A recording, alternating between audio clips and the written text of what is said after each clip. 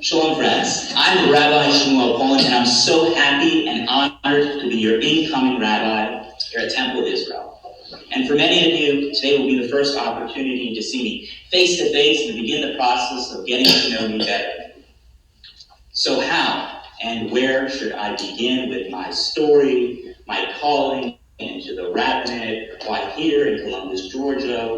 What about me? My first month here in Columbus, one set of questions have echoed from person to person as I've met them informally at coffee shops and eating from place to place. And inquisitively and instinctually all ask me, what is my vision? Where do I see our congregation moving? And what do I see in the future of our community at Temple Israel? You see, we can learn a great deal about a person from how they choose to read a set of texts. And we, the Jewish people, we are a people of texts. We're known as the people of the book in Islamic tradition, and interpreting texts breathes new life into our 1,000 years rich history of tradition and customs. So let me begin with my future vision at Temple Israel in the most classically Jewish way possible, by reading from our Torah portion of this week. That's Parshat Pinchas. My reading of this text illuminates my vision of Columbus, for this temple, and for our greater community. I find our reading from Parshat Pinchas actually very relevant and perfectly metaphoric for our exact time and day for a number of reasons. Our Torah portion begins on the heels of a great catastrophe that befell our people, described in last week's Parshat, and that's Parshat Balak. And the catastrophe took a toll on our people. Last week's Torah portion, it details the great plague that befell the Jewish people just before they entered into the land of Israel, the promised land, the land of milk and honey. And the plague killed 24,000 Israelites. That's close to 4% of the total population of the Israelites for that time.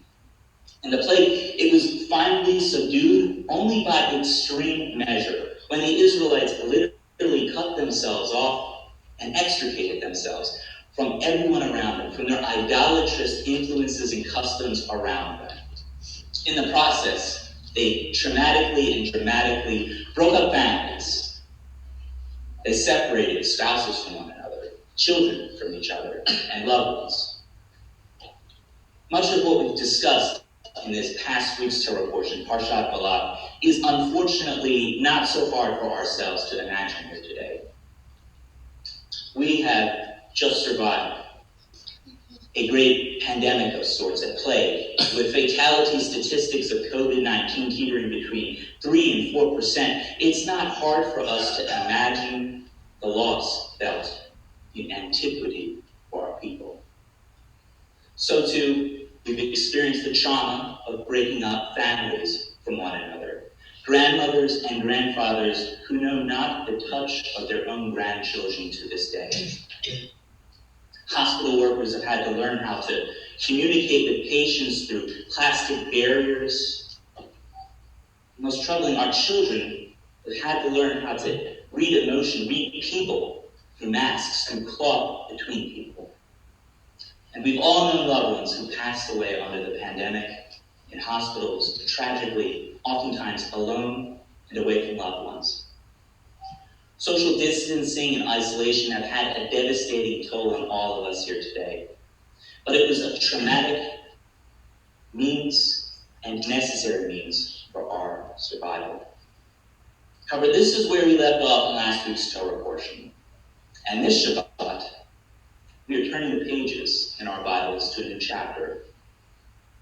This Shabbat, we read Parshat Pinchas, the next Torah reading after Balak in Numbers. And Parshat Pinchas begins on the heels of this plague, with it finally subsiding. And the first task at hand after this great plague, this great catastrophe, was to officiate the first consensus for our people of each tribe to see who had survived the plague. It's the first census of our people. Then formal laws of inheritance were established, and Moses appointed Joshua to succeed him, to lead the people of Israel into the promised land. All of that in this week's Torah portion. Today is a reenactment of sorts of our blessed history, retold in our Torah portion today. Today is our first official census. Today at Temple Israel, we are counting mothers, fathers, children, and those who made it to the other chapter, the other side of this great pandemic, with their healths and spirits amongst them. We count the names of our historic temple families, our tribes of Israel, and you can refer to them on the plaque at the back of our building, proudly. They, as we all await to depart upon the land of Israel, our land of Israel, here at Temple Israel.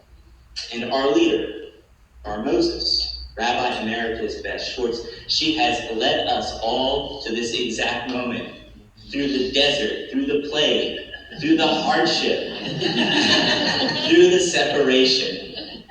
And thank you. And today she is bestowing upon me the rights of leadership for our temple community, for the people of Israel. And our temple community and I have awaited this moment at Temple Israel to once again meet in person for quite some time. And as I look out upon the promised land, as Joshua once did, this congregation, my vision is simple for Temple Israel. In the wake of this great pandemic, this plague, people are searching for something we have cruelly but understandably all been torn and robbed of. Talking about community. The ability to be with one another once again, to share meals with one another, to bask in the radiance of each other's presences and souls is what we yearn for. Today, more than ever before, is a shining opportunity for the community service model of congregational life. After being shut off from the world for so long, we are yearning for that connection with one another once again. And in the future, Temple Israel will be a home centered around this community-based model of congregational life. It will be a place where we can come together. Our children will come to play. It will be where we come together to eat, or essen, it's the English word, to watch films, to learn, to worship as one community. Today we stand at the gates of the promised land, and not Israel, not a place far away, a place we can create right here. We can create it through our actions, our acts of love and kindness, and menschlichkeit, which Rabbi Schwartz talked about earlier. I'm humbled by the task of leading this community forward, and as we take the next steps toward this vision, I ask each of you here today to do your part in the rebuilding of this community in the wake of this dreadful pandemic, this plague. Today is the dawn of a time when we will return to checking in with one another and being together in person. We need that. Many naturally will feel challenged by these transitions of being back in person, and some may be fearful. Some may be fearful of vaccines or even returning to in-person gatherings altogether. And many of our COVID-19 children, our babies, they'll need to adjust to a world they simply do not remember or have never entered into.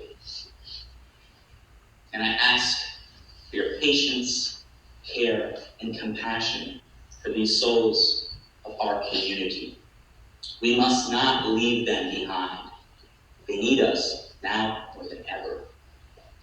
Our future must be built upon the community model's notion of audacious hospitality and radical inclusion.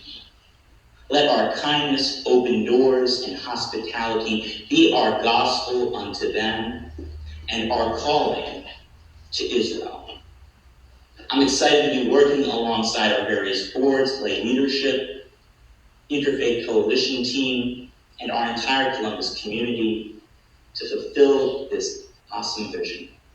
And the good news is I believe that our shared vision, it's contagious. The goodness you put into this world, it's received, and it's sent out again. Actually spoke to Mark about that a couple weeks ago.